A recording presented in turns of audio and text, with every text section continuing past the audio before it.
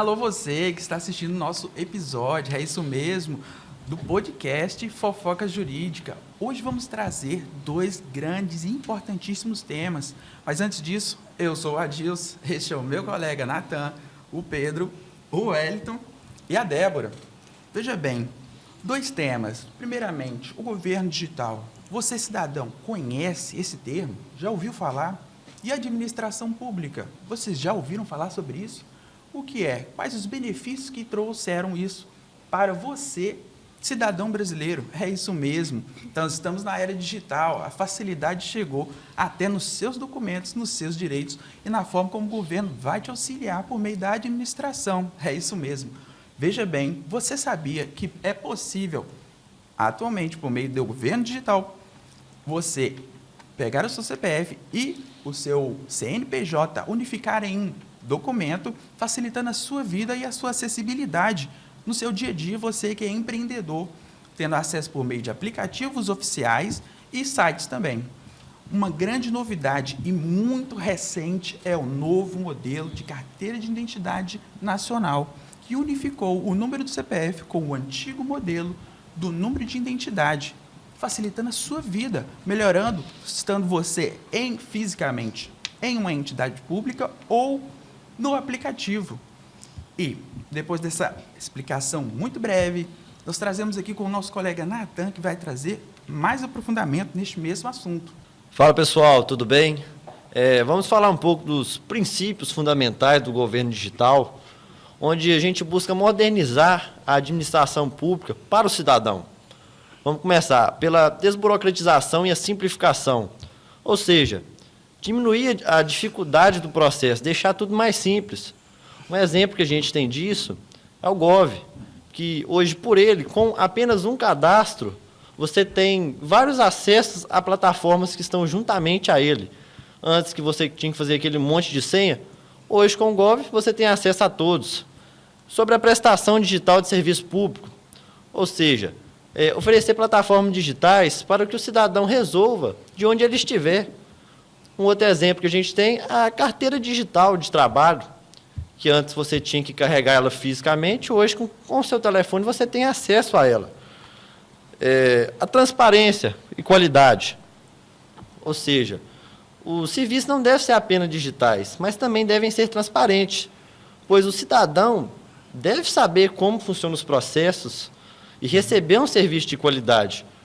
Mais um exemplo disso, portal Transparência, que por ele o cidadão tem acesso a gastos e como o seu dinheiro está sendo usado.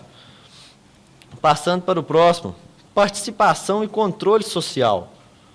É um princípio onde a lei incentiva que o cidadão opine sobre novas leis, políticas públicas e projetos que ainda não foram lançados. Ou seja, está ali auxiliando juntamente com o governo. A proteção de dados, outro também importantíssimo, pois nossos dados são ultramente secretos, né? A gente não pode pegar e ficar vazando, que hoje a gente vê muito caso aí, pessoal usando o CPF da gente, fazendo cadastro onde a gente nunca nem fez, e observando as regras da LGPD, a Lei Geral de Proteção de Dados. Pois um exemplo também do Gov, que quando você vai fazer acesso a alguma plataforma, ele disponibiliza ali uma notificação te falando quais dados estão sendo utilizados e pedindo a sua autorização para estar usando deles. E lógico, acessibilidade e inclusão digital, pois a tecnologia deve ser para todos, isso é fato. Mas o governo também não pode deixar de atender pessoas com deficiência, ou seja, a pessoa tem a deficiência visual, leitor de tela, para estar ali auxiliando ela, ou tem dificuldade na leitura, tamanho de fonte, para ali auxiliar. E, claro, a língua brasileira de sinais, Libras, com disponibilização dos avatares. E um outro também de tudo, a gente tem os PIDs, pois são pontos de inclusões digitais para comunidades remotas, ou seja, oferecendo ali o uso da internet e ajudando nos serviços digitais. Muito bom. Digitalizar é deixar as coisas mais fáceis, não é mesmo? Hoje resolvemos tudo pelo celular, banco, compras e até documentos. E a administração entrou nesse caminho, deixando tudo simples, rápido e acessível. Para vocês terem uma ideia, pela lei, os processos e documentos são totalmente digitais. Além disso, a assinatura eletrônica, aquela que utilizamos no aplicativo Gov, vale de verdade. Sendo assim, os órgãos públicos eles devem dar preferência ao digital. E também não pode mais aquela exigência de levar papel, aquela quantidade de papel em documento. Já existe a versão digital, como apresentado pelo Natan Carteira de Trabalho. Hoje tem muita gente que não conhece, não teve o contato com essa carteira de trabalho física, no modelo físico, apenas o virtual. Hoje não se vê mais essa questão, ou seja, tudo isso corta a burocracia, diminui a papelada e fazem os processos andarem muito mais rápidos, além de facilitar a vida do cidadão que precisa acessar os serviços do governo. Não é mesmo, Elton? O que você me diz sobre esse assunto? Bacana demais, né? Tanta informação boa, necessária para a população. E eu quero vir aqui complementar esse nosso bate-papo, essa nossa conversa, falando de uma coisa também muito importante. Aliás, super importante. Se trata do aplicativo Meu INSS. A gente vale a pena lembrar que alguns anos atrás a gente via, né, pessoas idosas, pessoas com uma certa deficiência, ficando em longas filas. Hoje isso já não é mais necessário. O aplicativo Meu INSS, você já pode estar lá simulando a aposentadoria, pode estar dando entrada na sua aposentadoria, pode estar fazendo agendamento de perícia. Diversos serviços são prestados ali de forma 100% digital. Mas se ainda assim aquela pessoa acha necessidade de talvez fazer um atendimento presencial, através do aplicativo também pode ser feito ali um agendamento presencial na agência. Então, assim, eu vejo isso como um benefício muito grande, uma comunidade muito grande a diversas pessoas, principalmente pessoas da área, né, de áreas mais periferias, pessoas da zona rural, ou seja, que não precisa de se deslocar até a agência para fazer algum tipo de serviço. Não é isso mesmo, Pedro? Não é bacana essa ideia? Sim, muito bacana. Outra coisa bem legal nesse governo digital, Elton, é a questão da unificação pelo CPF ou CNPJ.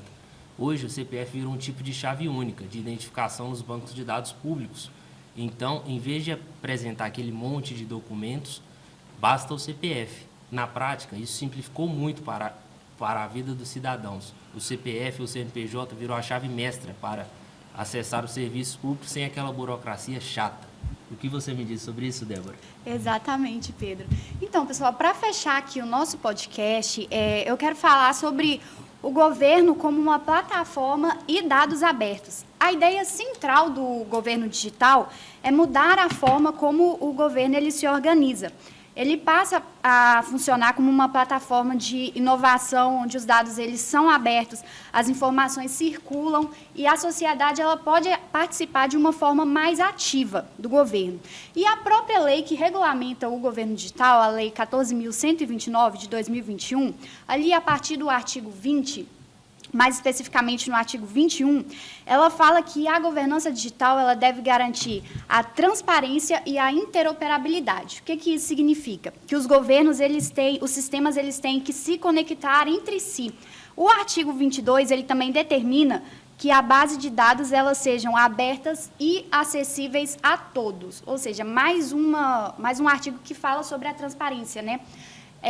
Além do portal da transparência que o Natan já deu como exemplo, eu quero falar também do Portal Nacional de Contratações Públicas, o PNCP, que é um portal onde deixa tudo transparente sobre o que ocorre dentro da administração pública, mais especificamente sobre os contratos administrativos por meio de licitação, né? Então, esse portal ele veio justamente para isso, para meio que complementar o portal da transparência. E também um próprio portal do Gov, né, que ele está integrado ali juntamente com o Gov. Então, a plataforma, o governo como uma plataforma, ela significa basicamente isso: abrir os dados, estimular a inovação e aproximar a administração pública da sociedade. Um modelo que deixa tudo mais claro, mais acessível, moderno e transparente. Muito obrigado, Débora, pela explicação. Gostaria de agradecer a todos os envolvidos e envolvidas. Muito bem explicado o Hora Tema. E você que está nos assistindo até o final, nós valorizamos muito o seu tempo. Este episódio ficará gravado no YouTube, no perfil Univale TV. E haverá um link na nossa bio do nosso Instagram também. Muito obrigado, compartilhe e curta este conteúdo.